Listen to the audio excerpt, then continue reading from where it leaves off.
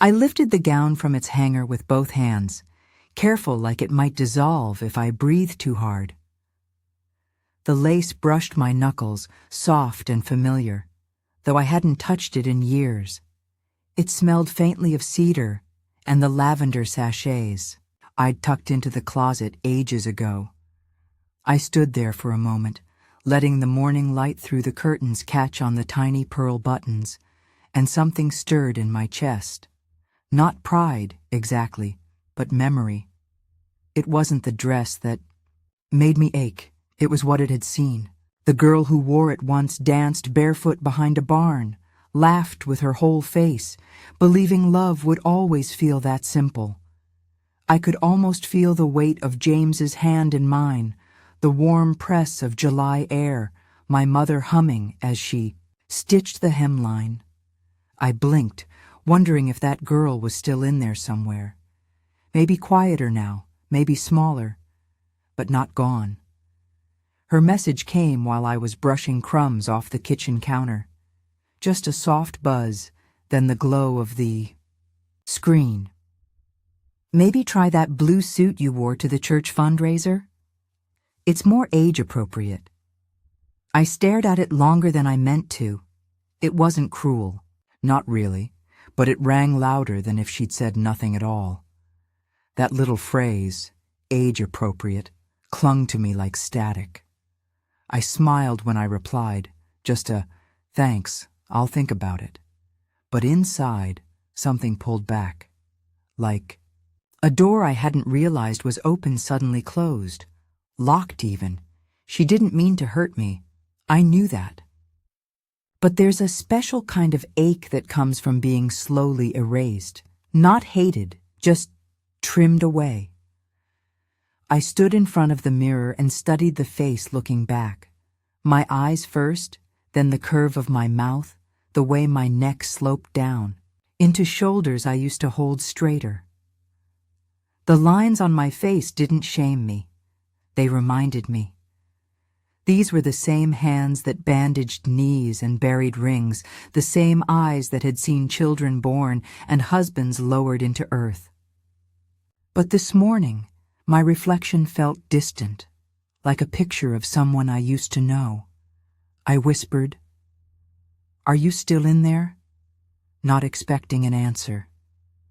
The mirror didn't flinch. It just held me. And I held it back, wondering if maybe I'd let myself become a background figure in my own life. I laid the dress carefully across the quilt, smoothing the bodice with slow, steady hands. My fingers trailed over the spine of buttons, each one a bead of memory. The air felt different now, lighter, like something had cracked open inside me. I didn't say much, just one word, barely a breath. Maybe. It was small, but it was mine. Spoken aloud into an empty room that had known me at my loudest and my quietest. That maybe was less about indecision and more about possibility.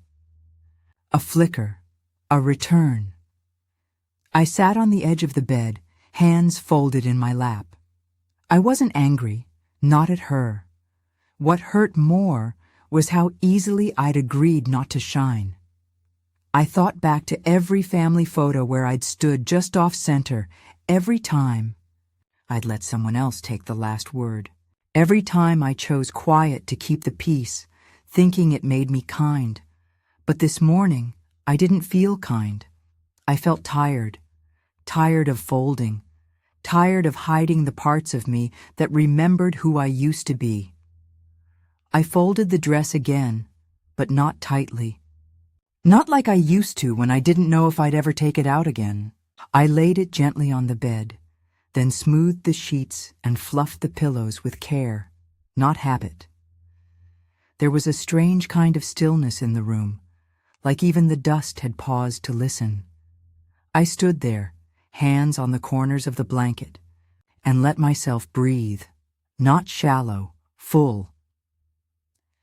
This wasn't a day that changed everything, but it might have been the day I stopped asking permission to remember who I was. Mama's hands were warm, a little calloused from years of dishes and stitching, but they moved with care. The measuring tape slid around my waist, soft and cool against my skin. She leaned down, squinting slightly, and smiled. Not a big grin, just the kind that tugged at the corners of her mouth when something felt right. 24.5, she said, more to herself than to me. I just stood there in my slip, bare feet on the wooden kitchen floor, the afternoon sun pouring through the screen door behind me. The sewing machine sat ready on the table, thread already looped, fabric pinned with care. I could smell fresh-cut muslin and cornbread cooling on the counter, that mix of fabric and food that only ever existed in Mama's kitchen. She didn't say much, but her hands told the story. Every tuck and pin was a page of something she believed about me, that I was worth dressing up, worth dreaming for. I watched her work, watched her pause to sip her tea, then go right back to stitching. She'd look up and nod now and then, like we both understood this was more than a dress. This was her way of sending me forward, wrapped in love, stitched in silence.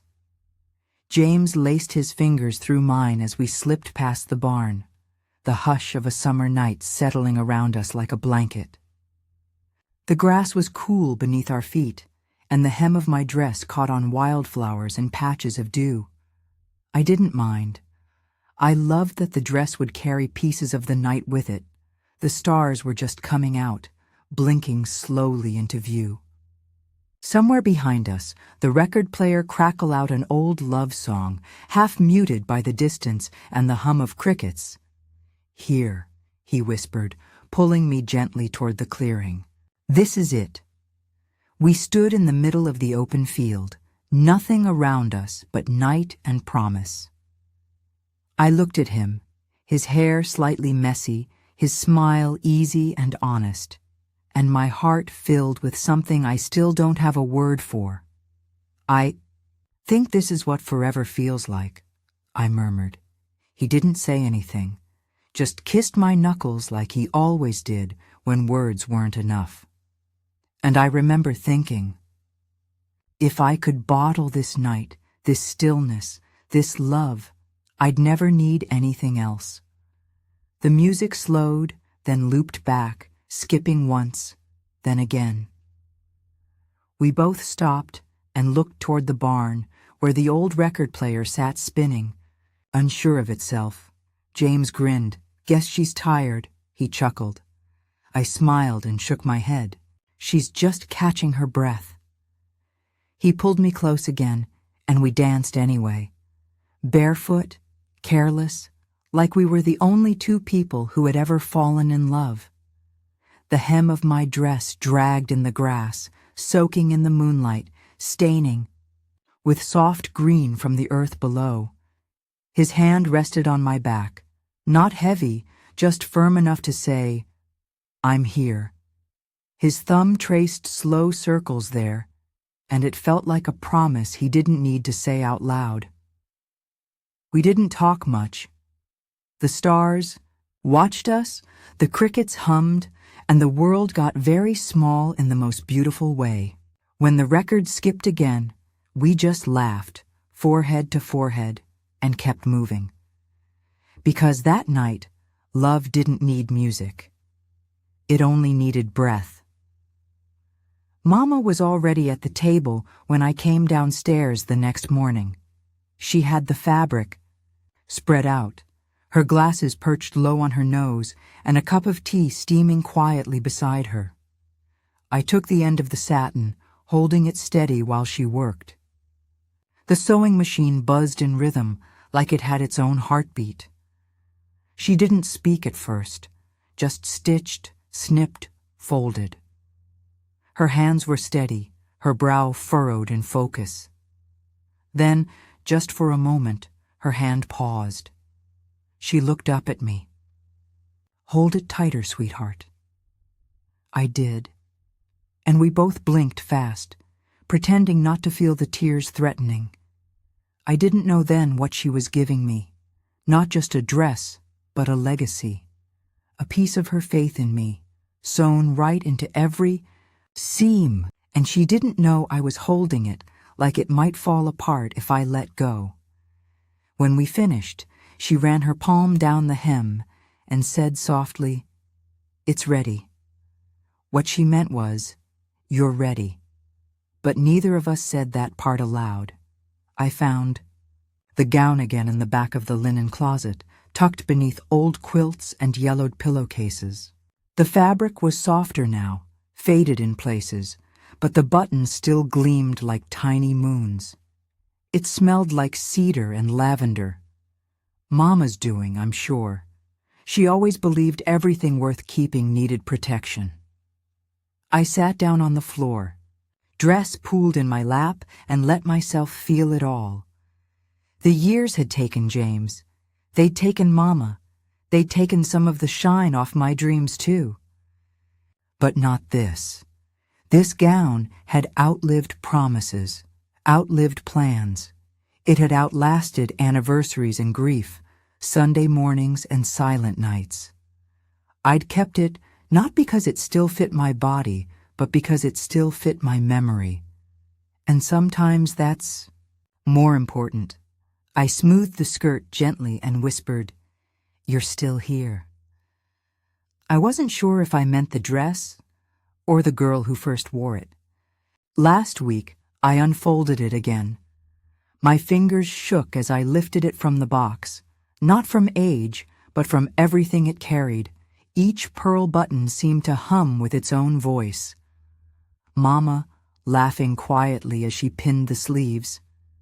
James, holding my waist in the field. Me, twirling in front of the mirror at 23, full of a joy so wide it barely fit in my chest. I held the dress up to the light. It glowed, just a little. The fabric is thin in places, but whole. I pressed it to my chest and closed my eyes. They were all there, not ghosts, not grief, just memory, woven into silk and breath. And in that quiet moment, I knew. This gown didn't just hold memories. It was a memory. A part of me returned just when I needed to feel whole again. I had just poured my second cup. That one's always quieter. No rush, just me and the sun slicing through the blinds.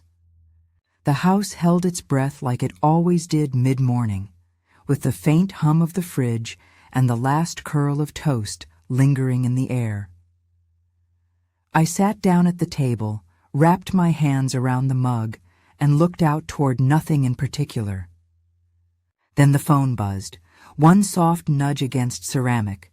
It lit up beside my cup. I picked it up without thinking, just a glance. Her name, one sentence.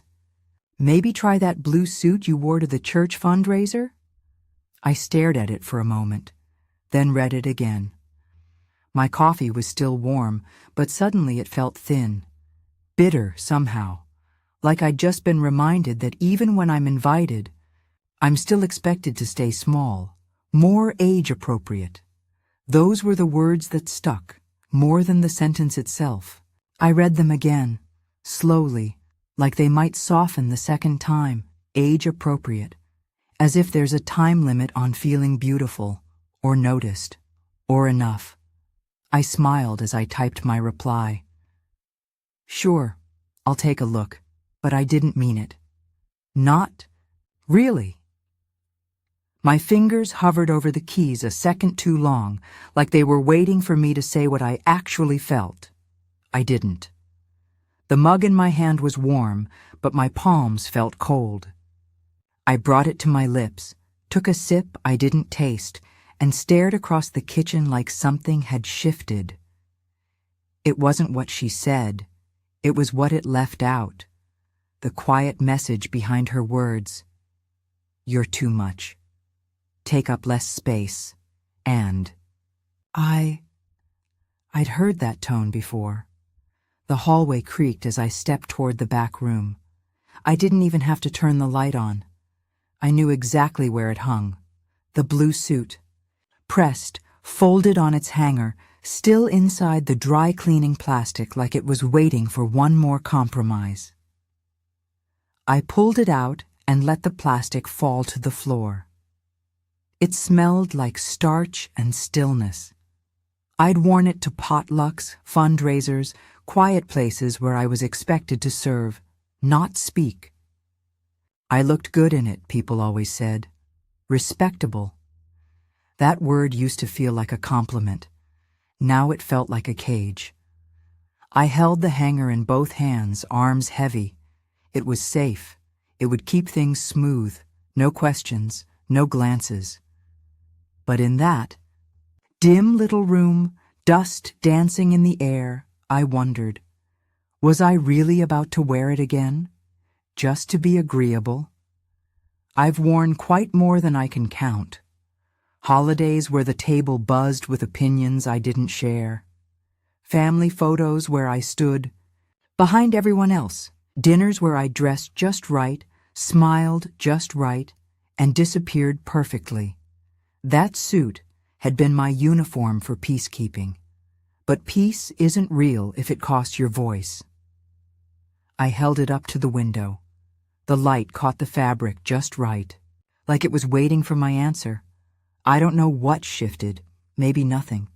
But I let out a breath I didn't know I was holding, and it came with a tiny word I only thought inside.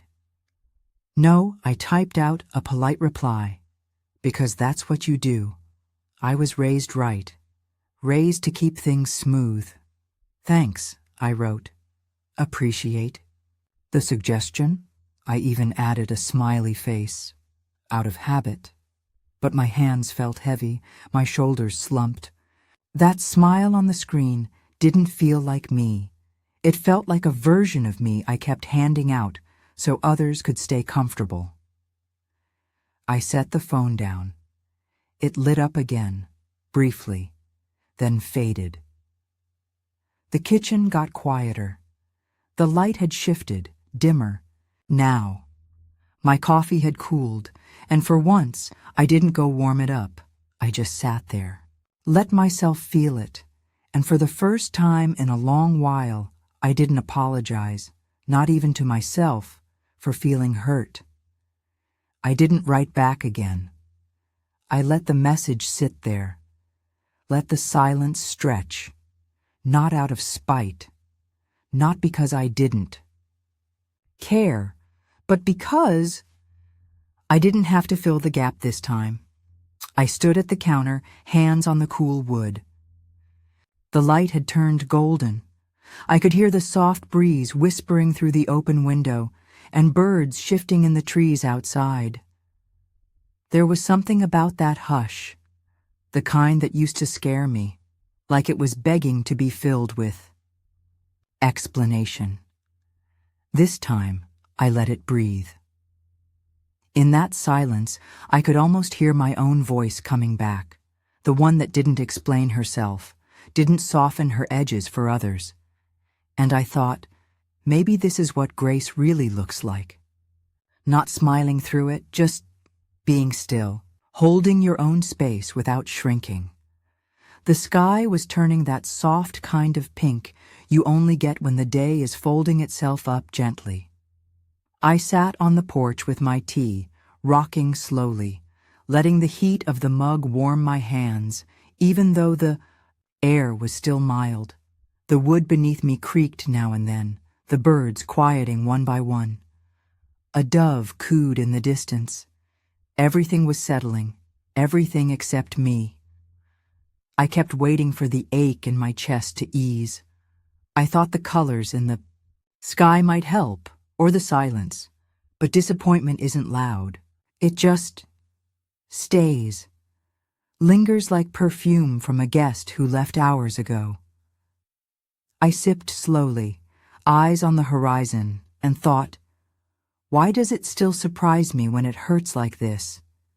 He'd just called, just hung up. The words were still in the air, thin and tired. It's her day, Ma. I stared out at the yard, the wind moving through the grass in long waves. The breeze carried the smell of someone grilling down the street. A familiar scent, one I usually loved. Today, it just made the moment feel lonelier. He didn't mean it cruelly. He never does. But his voice sounded worn, like my feelings were a stone he didn't have the energy to carry. I didn't argue. I never do. I just folded up my hopes, neat, small, like I always have. Not because I agreed with him, but because that's the role I know, the one where I make room. I rocked gently, the chair creaking beneath me as memories flickered across my mind like fireflies in the garden. Every birthday cake. I remember them all.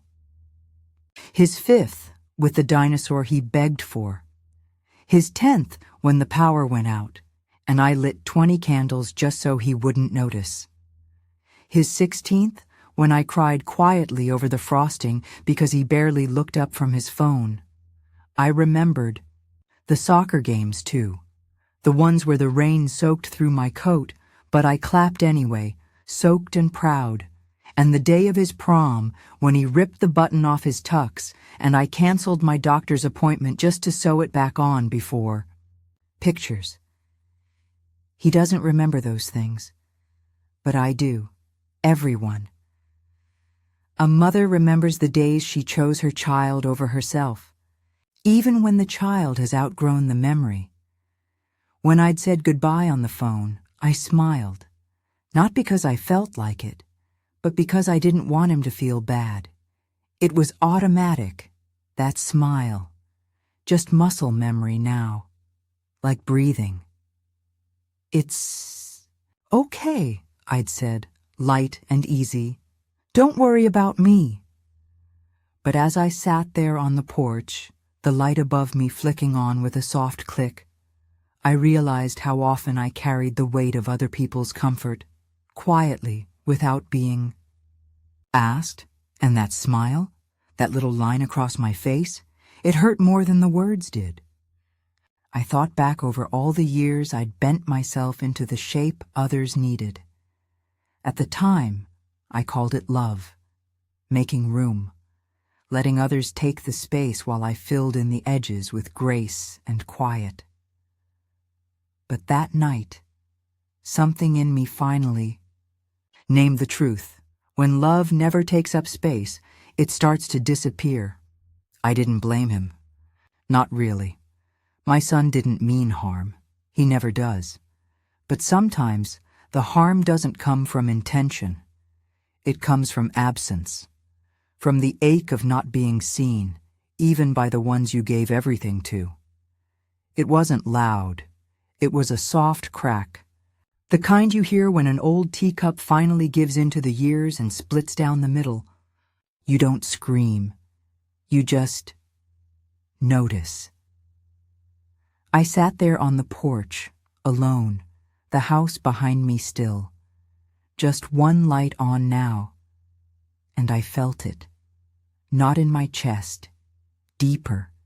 In my bones. In the way I suddenly knew that something had shifted just slightly, like the way you smell rain before the first drop falls. You haven't run yet, but you know it's coming, and you don't forget. I wasn't searching for anything bold, just a scarf, something quiet, safe, something no one would comment on. The attic. Stairs creaked beneath me as I climbed, hand on the rail, each step a soft groan from wood older than most memories. The air changed up there, cool, with the scent of dry wood and something faintly sweet, daffodils maybe, or just the memory of them. That attic had always felt like a pause button, where old things sat still and waited to be remembered. I reached the top and let the door sigh shut behind me. No one called after me. No one needed me. It was just me, the dust, the golden light of a single bulb, and boxes stacked like quiet reminders. I wasn't looking for anything big. But sometimes you go looking for silence and find something else entirely. The box wasn't dramatic, just a plain old trunk under a faded sheet, tucked beside a stack of folded quilts. No magic glow, no nameplate that said, "Here lies your strength." I bent down slowly, my knees reminding me of their age, and pulled the sheet away. Dust danced in the air, caught in the light like old confetti. My fingers found the edge of the lid and lifted it. Inside, among soft folds of time, was the fabric I hadn't touched in years, the dress, my dress. It was tucked carefully beneath the linens Mama embroidered, the ones with tiny daffodils stitched in gold thread, her initials barely visible in the corner. She hadn't left me words, but she'd left this. Softness that held something. Strong. The scent found me before the dress fully did. Lavender. Not from the attic, but from the little sachets tucked between the layers, the kind Mama used to make. I smiled before I even realized I was doing it. I lifted the gown slowly, both hands full of memory. The lavender had held on all this time. It hit me so suddenly, I didn't even have time to think before the tears came. Not heavy, just a quiet swell in my chest that moved up and out through my eyes, that scent, that moment. It was her. It was a whisper from the past saying, "I'm still here." Memory doesn't knock. It just walks in when the air smells like home. I brought the gown to my lap and smoothed it gently, almost afraid the years might have changed it too much, but it hadn't. The satin felt thinner, sure, but not fragile. My fingers traced the pearl, buttons one by one, each one clicking softly beneath my thumb like a prayer I hadn't known I was repeating. I didn't try it on. I didn't need to. Just holding it reminded me of who I'd been when I first wore it, and who I might still be if I let myself. It wasn't about the dress. It was about the strength I'd folded away with it. The part of me that once danced, barefoot, and didn't ask permission to be beautiful. I left the scarf where it was, still in the drawer, still safe, still small. I carried the dress down the attic stairs slowly, both hands wrapped around it like it could speak if I listened. Closely enough, no one saw me, no one asked. And I didn't say a word. The hallway was quiet, evening light stretching long across the floor. I walked into my bedroom and laid the dress across the chair near my bed, not hidden, not zipped up. It didn't feel like a decision. It felt like a breath, like remembering how to take up space without apology. It belonged there, and maybe, just maybe, so did I. I sank my hands into the soil, pressing gently around the base of the tulips. The dirt was soft from the night's rain, and the roots drank in the water like they'd been waiting for it. The sky above was a dull gray, not gloomy, just quiet, just enough clouds to hush the world a bit. I didn't rush. I never do it in the garden. But that week, I moved even slower. Each petal I brushed felt like a reminder that life doesn't ask for permission to bloom. It just does. I think I needed to be near something that didn't second-guess its beauty. I watered them more carefully than usual, and it felt like I was feeding a part of myself too, the part that hadn't been looked at in a while. The dishwasher hummed. The rain tapped against the window. The mail came. I folded laundry, wiped counters, and answered polite texts with polite replies. Looking forward to the big day, I'd type, adding a little smile emoji that didn't feel quite real. Neighbors passed by with dogs and umbrellas, waving. I waved back. The house moved the way houses do, steady, automatic. But in the corner of my room, zipped up in its soft gray bag, the dress waited.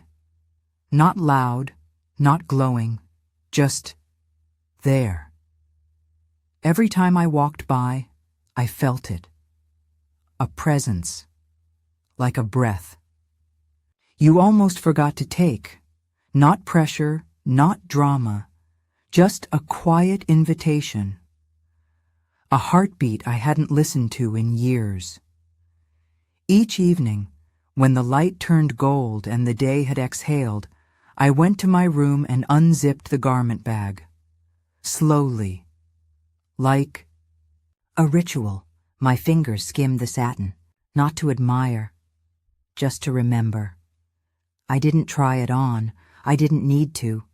I'd run my hands down the bodice, along the seams Mama had stitched. I'd touch the buttons like I was saying hello to someone who'd been patient with me, and I'd whisper things without words. I wasn't rehearsing for the wedding. Not really. I was practicing being seen again. Not by them, by me. The one who used to take up space with ease, who once walked barefoot through tall grass without wondering if it was appropriate. I'd forgotten what it felt like to be full, not just useful, full. There wasn't some grand moment, no mirror speech, no fists on the counter. It was smaller than that, softer. One morning, while trimming the herbs by the window, I realized I didn't need to explain why the dress mattered to me. I didn't need to convince anyone it was okay. I didn't even need them to like it. All those years I'd quietly asked for space, in looks, in deferring. I walk a little slower behind. And now? I didn't ask. I just let myself be. Fully, gently, without apology. That's all it was. A knowing. And once it arrived, it stayed. That week didn't change the world. The mail still came. The weather stayed moody. No one looked at me differently. No one asked questions. But something inside me shifted. I didn't raise my voice. I didn't slam any doors. That's never been my way. I stayed soft, but I stopped shrinking. I didn't fold myself down to fit the moment. I let the moment grow around me, like steam rising from the kettle, soft and certain. That strength, it didn't roar. It didn't need to. It just stood where it had always been, waiting patiently for me to stop stepping aside. The fabric slid over my skin like it remembered me. It didn't resist. It just settled. Familiar, honest, like a lullaby from another life. I pulled the zipper slowly, not watching the fit, but feeling the moment. There was no question in the mirror. No doubt. The woman looking back at me wasn't trying to look younger or different. She just looked like herself, softened by years, but unbroken. I touched the neckline gently, smoothing the fabric where it folded over my shoulder. It wasn't just a dress anymore. It was a story, one that had waited patiently for this chapter. The sunlight hit the mirror just right, turning the lace gold at the edges. I didn't smile. Not yet. I just stood there, breathing in the feeling of wearing, something that didn't ask me to change. I sat at my dressing table and gathered my hair in my hands. No clips. No spray from someone else's suggestion. Just me and my fingers working like they used to. Twisting, pinning, tucking. It wasn't fashionable, but it was mine. A few strands fell loose, stubborn and familiar. I smiled and caught one, pinning. it in place with the bobby pin I always kept tucked behind the mirror. When I looked at my reflection, it wasn't polished. It was real. I laughed, a soft, surprised laugh, the kind that comes from someplace deep, the kind I hadn't heard from myself in far too long. I held his cufflink in my palm for a moment before slipping it into my clutch. The metal was cool, smooth, still faintly smelling of him, a scent that had long faded from shirts but not from memory. James never saw this day. But I wanted him close, not for mourning, for steadiness. He used to say, "You don't need to ask for space. You take it by standing still." I didn't fully understand it then, but now it made sense. The hallway was quiet. My shoes clicked gently on the wood as I walked toward the door. I wasn't alone. He was with me, not as a ghost, but as a grounding, a reminder of who I've been, and who I still am. The doors of the church opened with a soft creak, and the air shifted the moment I stepped in. It was cooler inside. Still, like the building had been waiting. I didn't look left or right. I didn't need to. I knew they were looking, the guests, the family, the whispers I couldn't hear, but for the first time, I didn't walk to be seen. I walked because I had finally seen myself. Each step down the aisle felt like a thread pulling a stitch, steady, quiet, certain, not bold, not dramatic, just right. And the hush that followed wasn't silence, it was reverence, not from them. From me. They looked. I felt it, the eyes, the tilt of heads, the flicker of recognition. I'd expected to shrink beneath it, to feel small, but I didn't. I smiled, not big, not rehearsed. Just enough to say, I know who I am. I wasn't late, I wasn't loud, I wasn't making a scene. I was simply present, as I chose to be. And for the first time in years, I didn't look around for someone else's approval. Not with my eyes, not with my heart. I didn't ask, even silently, "Is this okay?" Because it was. I found a seat in the fourth pew. Not the front, not the back. Just right. I slid in quietly, smoothed the dress under me, and folded my hands in my lap. The wood of the pew felt solid behind me, supportive, but I didn't lean. I held myself upright. The organ hummed faintly as voices began to stir around me. But I didn't move. I didn't need to. The dress was just fabric. The moment wasn't about what I wore. It was about what I chose. And I chose this seat, this presence, this peace. I stepped into the garden without thinking, just following the pull of the quiet. The roses had grown wild along the trellis, and their petals brushed my shoulder as I passed, soft and familiar. The sunlight filtered through the vines in golden slants, warming my arms where the sleeves of the dress didn't reach. I paused near the stone path, breathing in the thick, sweet scent of bloom-heavy air and newly cut grass. I hadn't come here to talk. I came here to let the hush settle over me like a shawl. There was something in that stillness, not empty, just full of everything unspoken. The garden didn't ask questions. It just held me. I didn't hear her walk up, just her voice, behind me. "You really wore it." It was soft, not mocking, not praising either, just real. I didn't turn right, away. I just let the words float for a moment. She sounded surprised. Like maybe, deep down, she'd expected me to play it safe again, to fold. The wind stirred loose petals across the stones. Bees moved slowly around the blooms, too lazy in the heat to bother anyone. I let her words hang there. I could feel the space between us shift, just slightly. Not open yet, but no longer closed. I turned, slow and steady, and smiled, the way Mama used to when someone tried to tell her who she could be. Not cruel. Just knowing. Some things don't go out of style, I said, voice even, gentle. It wasn't about the dress. It never was. It was about standing in daylight, unflinching, about wearing something that made me feel alive, not something that made others feel comfortable. Her eyes flicked down to the gown, then back to mine. She didn't smile, but she didn't look away, and I stood there, not needing her approval, just owning my presence.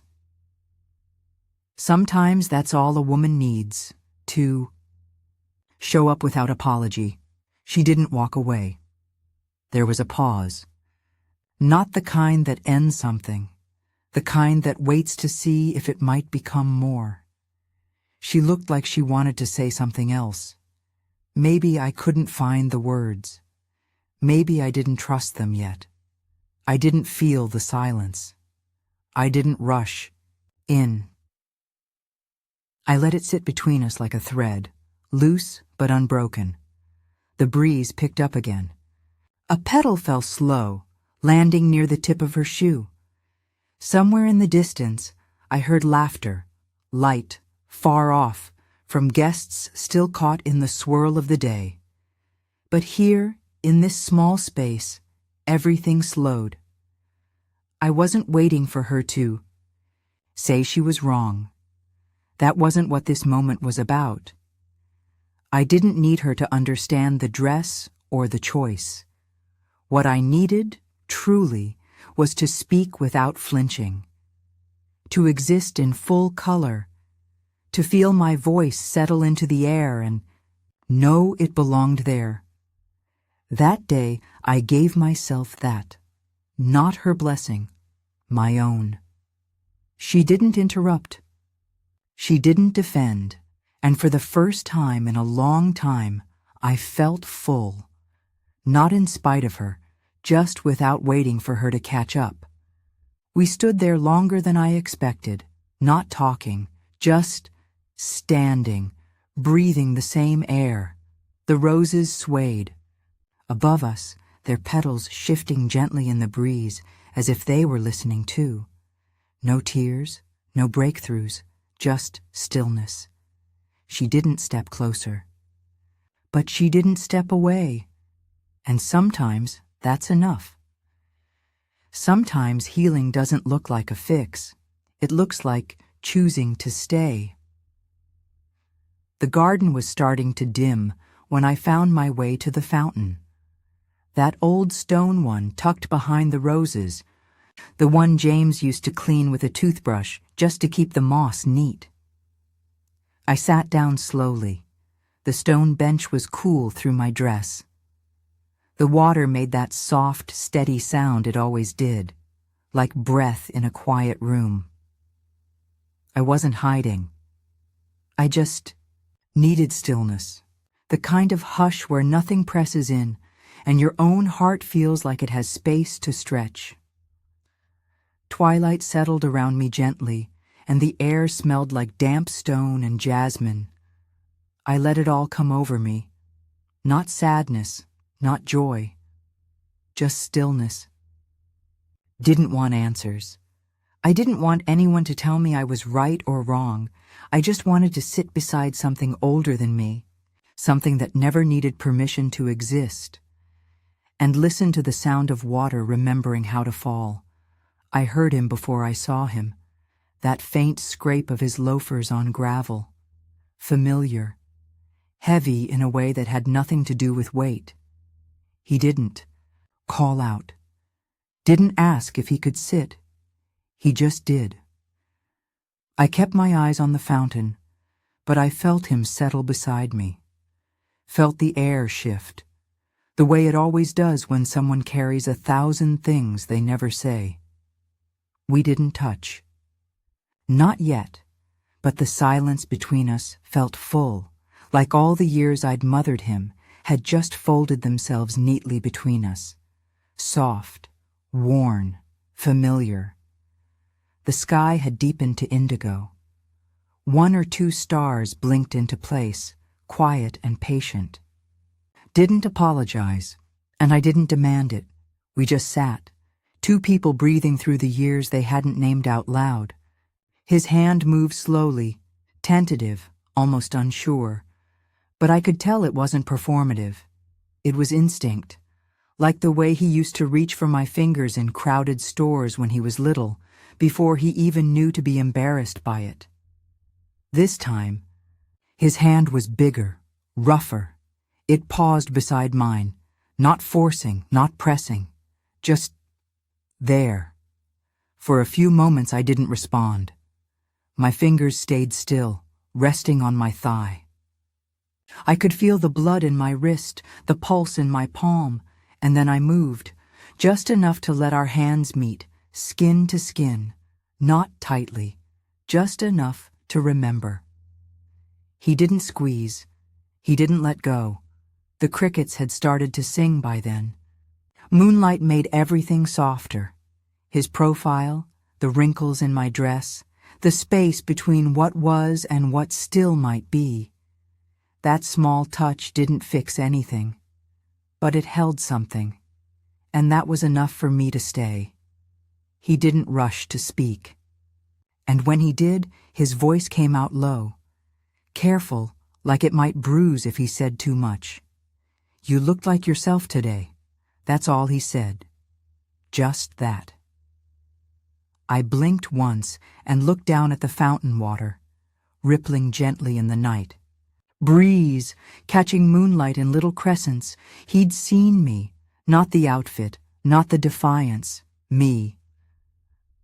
There was no decoration in his words, no follow-up, no "I'm sorry" attached to it, just honesty, unfiltered, and something inside me, tight, and folded for too long, loosened, not forgiveness, not victory, just relief, the kind that doesn't come with celebration, only stillness.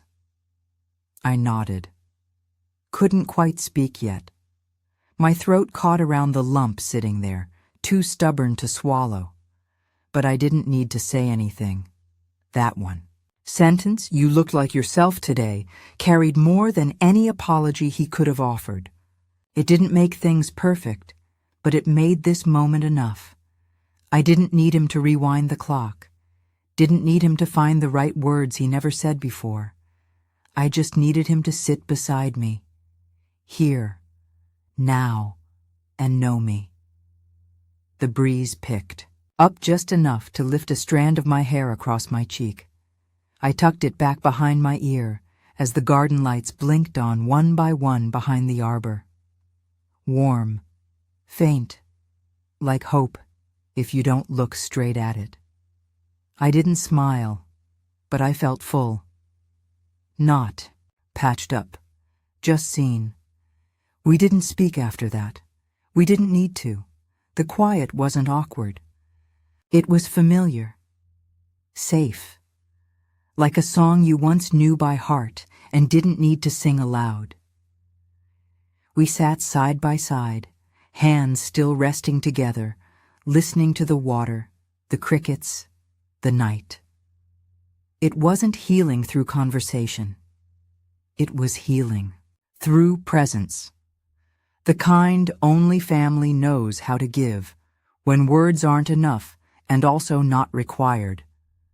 Too much had passed between us to pretend nothing cracked, but too much remained to let it break completely. So we breathed in the same rhythm, sat in the same stillness, and let it be enough. The stars were overhead now, scattered like dust across velvet.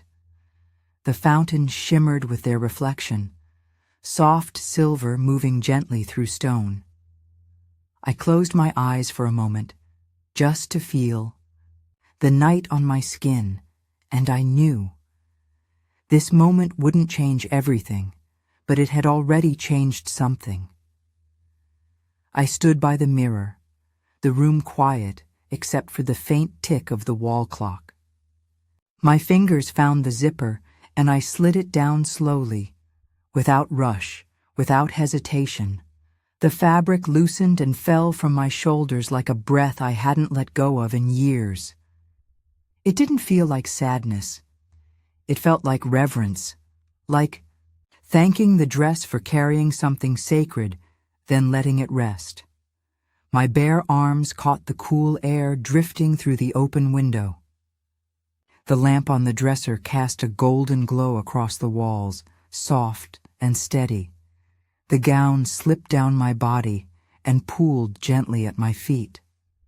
I stepped out of it carefully, and for a moment, I just stood there, watching myself in the mirror. Not critiquing, just seeing. It wasn't the end of something. It was the honoring of something lived fully, and the quiet that followed wasn't emptiness. It was peaceful. I laid the dress across the bed, not folding it tightly like I used to. Just gently, openly. The satin rustled against the quilt. I smoothed each line with both hands, letting my palms press down along the seams like I was tracing the map of a life I hadn't looked at in a long time. Every pearl button caught the soft lamplight, glinting like tiny echoes of the woman I'd been, young, uncertain, full of hope. I remembered her, but I didn't need to return to her. I wasn't folding the dress away like a memory I had to hide. I was placing it beside who I've become, someone who could carry both the past and the present with a little more grace. Outside, the world kept humming. Cars down the road, wind, through the trees, but in this room, everything stilled, not for the ceremony. Just for clarity, I carried the dress into the closet with care, the hanger already looped through the shoulders. The overhead light cast a warm wash across the clothes, sweaters, cardigans, jackets I'd worn through quiet seasons. I parted them, gently, then slipped the gown between two familiar things. No garment bag this time, no sealing it up. It didn't need to be hidden. It belonged here now, not as a relic, as a reminder. I didn't expect to wear it again, but knowing I could, that was enough. The scent of cedar and old perfume lingered faintly in the closet. I stood for a second longer, letting it wash over me. Then I closed the door, not to shut it away, but to let it live where it belonged, not in the attic, but alongside my life now. I didn't wear it to make a point. I didn't wear it to reclaim space or demand attention. I wore it because it made me feel like both the girl I was and the woman I've become, stitched together by moments no one else saw. Loss and laughter, softness and strength. The gown didn't carry magic. I did. I looked in the mirror again that night, not searching for approval. Just seeing myself, fully and finally. The streetlight outside cast pale bars across the wall, catching in the folds of the curtains, brushing the edges of the room. The quiet wasn't lonely.